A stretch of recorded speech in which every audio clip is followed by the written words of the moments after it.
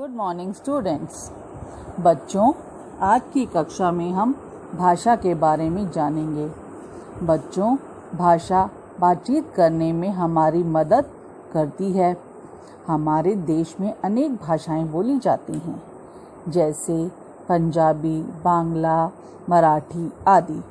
परंतु हिंदी हमारी राष्ट्रभाषा है।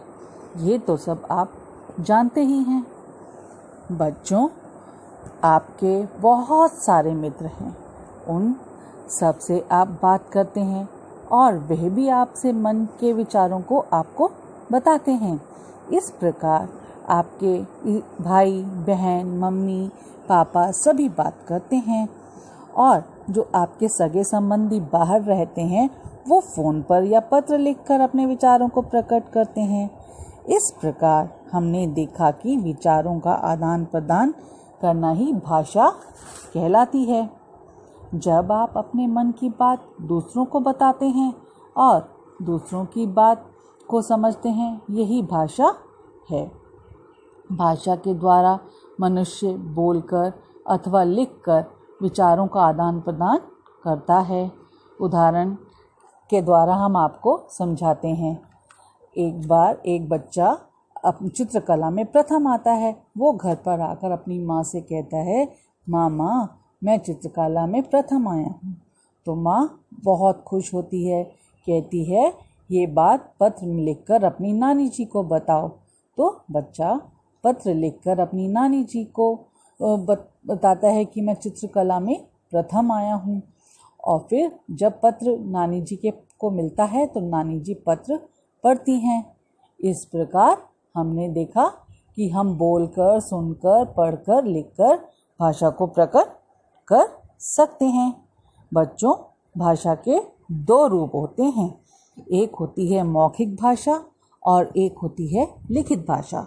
जब हम अपने विचारों को बोलकर दूसरों तक पहुंचाते हैं और दूसरों के विचारों को सुनकर समझते हैं तो हम उसको मौखिक भाषा कहते हैं। इसके उदाहरण हैं मोबाइल पर बात करना, रेडियो सुनना, गाना सुनना।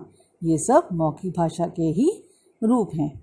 और लिखित भाषा, हम लिखकर अपने विचार बताते हैं और दूसरा उसको पढ़कर समझता है, तो ये लिखित भाषा कहलाती है।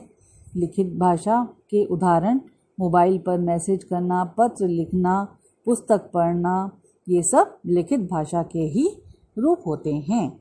बच्चों, हम एक छोटी सी इसकी एक कविता है, वो सुनिए। भाषा ही विद्वान बनाती, भाषा ही सम्मान दिलाती, बिन भाषा के क्या कर पाते, पशु समान ही समझे जाते। बच्चों, अब आपको भाषा के बारे में समझ में आ गई होगी कि भाषा क्या है और भाषा के कितने प्रकार हैं। भाषा दो प्रकार की होती है, एक होती है मौखिक भाषा और एक होती है लिखित भाषा। बच्चों, चलिए अब हम पुस्तक से इसको पढ़ते हैं, इस चैप्टर को पढ़ते हैं। हमारी भाषा, हम अपनी बात दूसरों को बताते हैं और दूसरों की बातों को सुनते हैं, समझते हैं। उदाहरण के लिए, जब हमें भूख लगती है तब हम बोलकर माँ से खाना मांगते हैं और माँ सुनकर हमें खाना देती है।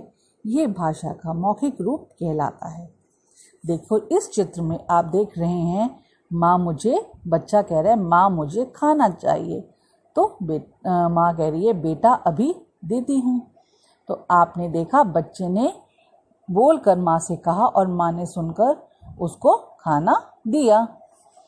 वहीं दूसरी ओर, जब हम पापा से कुछ चीज़ें मंगवानी होती हैं तो हम उन चीज़ों के नाम लिखकर उन्हें देते हैं और वे पढ़कर उन चीज़ों को हमारे लिए लाते हैं।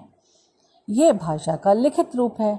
आप इस चित्र में देखें, बच्चा कह रहा है पापा मुझे कुछ चीज़ें चाहिए। तो पिताजी कह रहे हैं बेटा उन चीज़ों का नाम लिखकर दे दो।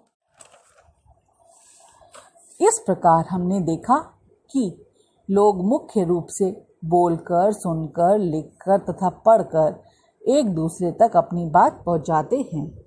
यह बोलना, सुनना, लिखना और पढ़ना ही भाषा है। बच्चों, बोलना, सुनना, लिखना और पढ़ना ये क्या है? भाषा के काम हैं। और भाषा के कितने रूप हैं आपको पता है?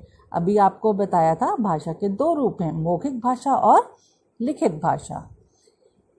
हम भाषा के द्वारा अपनी बात एक दूसरे तक पहुंचाते हैं। बच्चों, आज की कक्षा में बस इतना ही। Good bye students.